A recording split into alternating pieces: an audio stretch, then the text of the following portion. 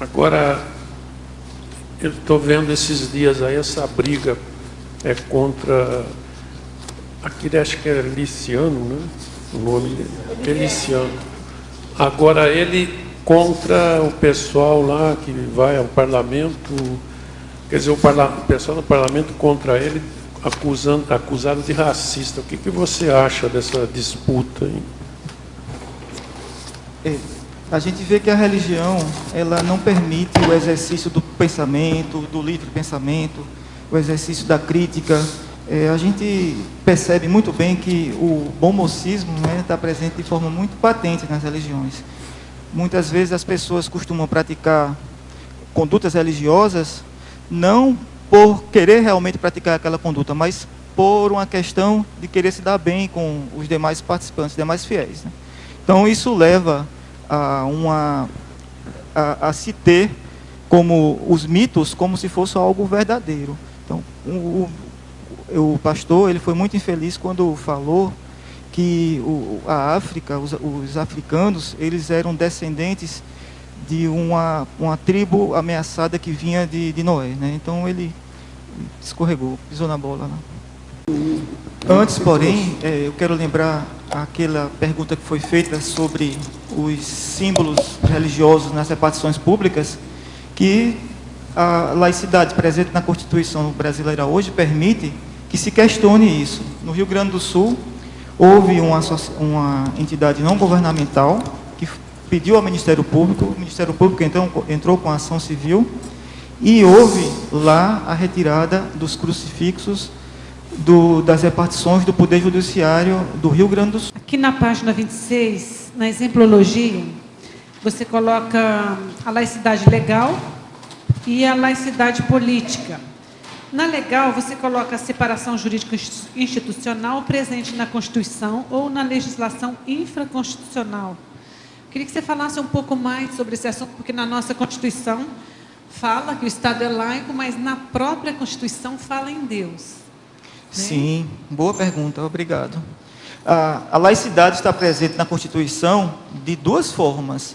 Uma forma implícita, como princípio, que vem desde o fim do padroado com a República, ou foi instituído o decreto 119A, que pôs fim ao padroado e instituiu a laicidade no Brasil. Então, ela está como princípio. Um princípio dentro de uma Constituição, ela está acima da própria Constituição escrita. E como, de forma explícita, ela está no primeiro inciso do artigo 19, que diz que o Brasil não pode estabelecer nenhuma religião, nem criar nenhum vínculo identitário com essa religião. A laicidade política, ela deveria explicitar, ela deveria espelhar a laicidade que está presente na lei, a laicidade legal. Mas a gente sabe que nem sempre é assim. Exemplos de quando isso aconteceu.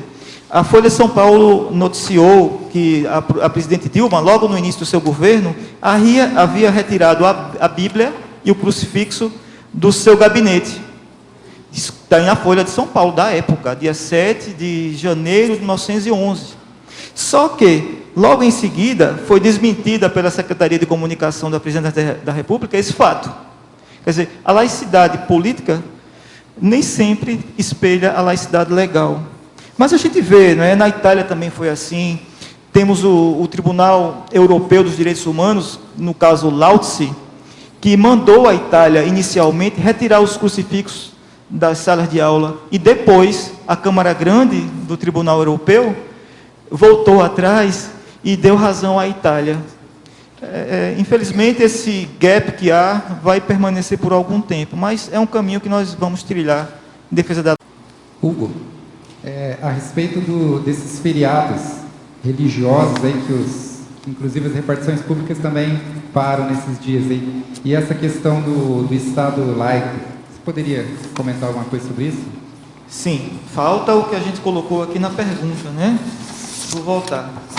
Já questionou de forma democrática alguma afronta a esse princípio?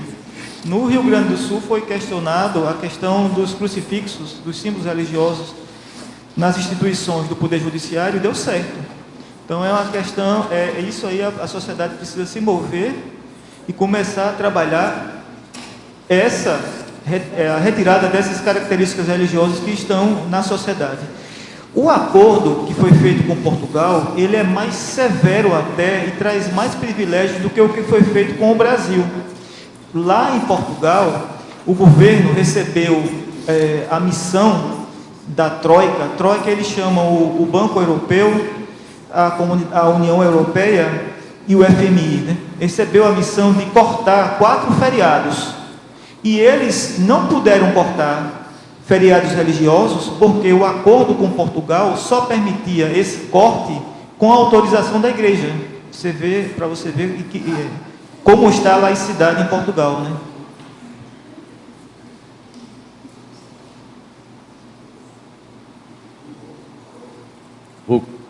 Logo que eu vi o seu verbete, eu pensei que era mais um dissidente ex-religioso que se apresentava. Então, eu queria saber se a motivação para esse verbete foi questão da vida atual, algum resquício nesta vida, ou é coisa do seu passado?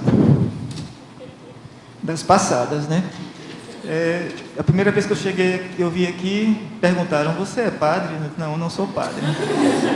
Fui ao complementário, apareceram padres, jesuíta, padres, vários padres, né? A segunda vez no complementário já não apareceu nenhum padre. Mas faz parte desse processo, sim. Eu motivei-me sobre esse assunto justamente assistindo a um programa na TV Justiça sobre julgamentos históricos. E eu vi esse julgamento do Bispo de Maura, né, que eu vi que o STF não decidiu a favor da laicidade naquela ocasião. E isso me trouxe um encaminhamento para estudar esse assunto, mas a reciclagem não foi automática, veio aos poucos. Quem me ajudou muito foi o Mário, né? O Mário, conversando comigo, ele me ajudou muito nesse processo da descrenciologia, né? Hoje eu estou menos religioso. Agora, eu estudei escola católica, né? Pertencia à juventude católica, tudo. E meu pai era seminarista, me deixou para casar, mas é das vidas passadas. Certo. Em teoriologia, na penúltima linha, você fala teoria antidivinista sobre as origens do poder. Encontrou? É na página 24. 24. Aí, teoriologia, penúltima. Tá. Comenta para mim, por favor. É a teoria antidivinista. Ótimo. Obrigado, Adriana. Olha, a religião, ao longo do processo histórico, a gente percebe que ela se viu como justificação divina da autoridade de quem estava no Estado, do monarca, né? Isso surgiu desde a antiguidade, mas a gente vê que Constantino, ele observou o cristianismo no início, e com o Edito de Milão, 313, da Era Vulgar, ele reconheceu o catolicismo como uma religião. E ele viu que, através do catolicismo, ele poderia fazer uma coesão no Império Romano. E o que aconteceu? Ele começou a interferir no cristianismo. O primeiro concílio, que é o de Nicéia, foi presidido por ele que presidiu o concílio, né? Então, havia, né, essa teoria divinista do poder. Napoleão, quando foi coroado, ele forçou que o Papa colocasse a coroa na cabeça dele, né? Então, agora, recentemente, com as ideias, com os filósofos iluministas e com o Renascimento, começou-se a colocar que o poder não vinha de Deus, mas sim estava no próprio povo. Era o povo que, através de um contrato social, aí entra Rousseau, Locke e outros filósofos, permitiam que aquele governante governasse em nome do povo e não de uma autoridade divina.